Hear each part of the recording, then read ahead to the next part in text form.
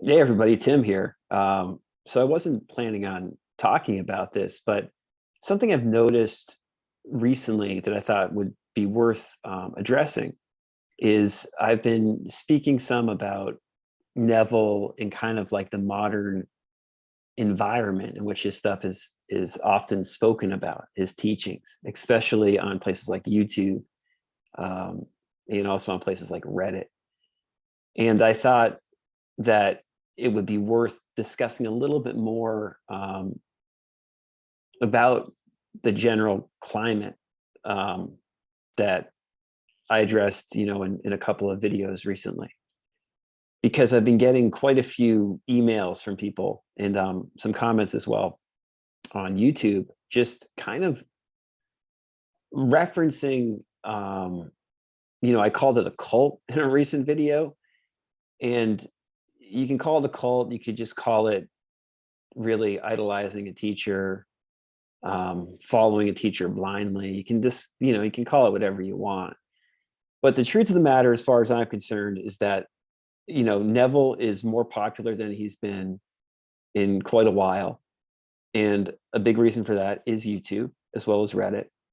And that even though that's the case, from what I've seen, and this is just my opinion, from what I've seen, most people talking about his teachings are not really bringing any nuances or new quality to what they're talking about. They're basically regurgitating Neville's stuff in a very watered down way, and in a way where they don't necessarily, I would say, grasp or understand what he's saying, but they're repeating what he's saying as if they do fully grasp it.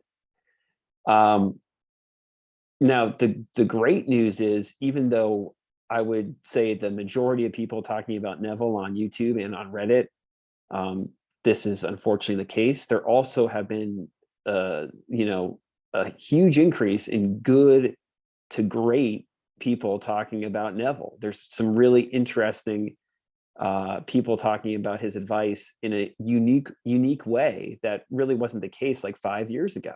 When I started the Neville Explains the Bible series, or when I wrote Relax More, Try Less, I was looking for commentary on Neville's advice and I couldn't find it anywhere. And now, you can find it in some places, and this unique interpretation of what Neville is saying is very valuable. And you will find that on YouTube if you look, for sure. We mentioned Joseph Rodriguez on the podcast recently. Joseph's interpretation of Neville is pretty unique. Sammy Ingram has a spectacularly different approach to Neville, I would say, compared to most people who talk about it. I mean, she's her own person when she talks about his advice. And, you don't necessarily have to agree with what a lot of these people are saying. What I find interesting is that they're going at Neville in their own unique way, which is very, very helpful. Another person who definitely deserves a shout out is a woman who goes by the name of Neville Goddess on YouTube. I think her first name is Maggie, but she also has just some really unique takes on Neville's information and on how to apply his advice. So that's just an example. There's many other people talking about Neville in a unique way.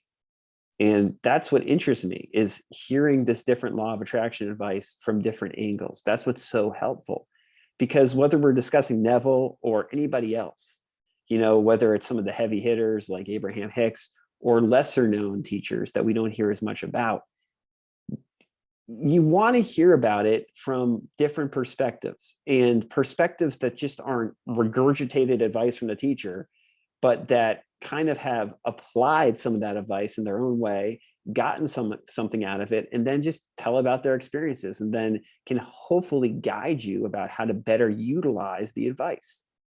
Because what we see with Neville a lot of the time on YouTube now and on Reddit is people saying, just go to the end, live in the end, or just, use this technique, you just, SATs, they call it, or whatever, or, I remember when, or any of these very specific techniques that Neville talks about. But there's no real juice behind what they're saying. There's no real advice there. It's just, they're basically just copying what he's saying. And doing that might have worked for them, but it's not a very effective way to teach others about how to utilize the advice well if that technique has not worked for them. We have to get a little bit more out of the box, in my opinion, most of the time. And with someone like Neville, you often have to get very out of the box to appreciate his teachings and sustainably, you could say, manifest what you want utilizing his teachings. And personally, what I found is that there's a lot more commonalities with what Neville is saying and with other law of attraction teachings than you might initially expect.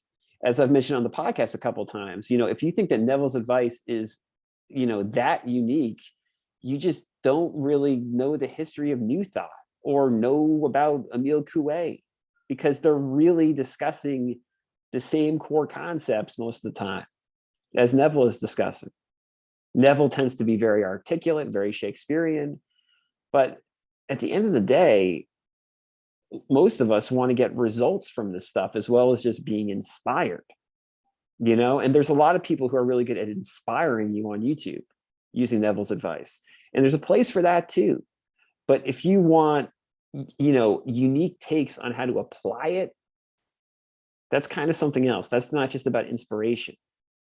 And what's good is that there's a lot of people now that are teaching that stuff on YouTube, but just be aware that there's far more crap out there that's just, the recycled, not quite as good quality information as Neville originally shared.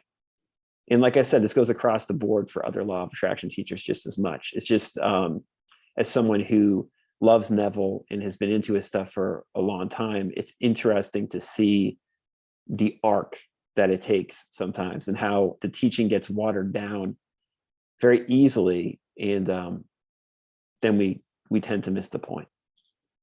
So let's not miss the point. Let's do our best not to miss the point. I hope that this was helpful, this little riff that I just did. Have a good one.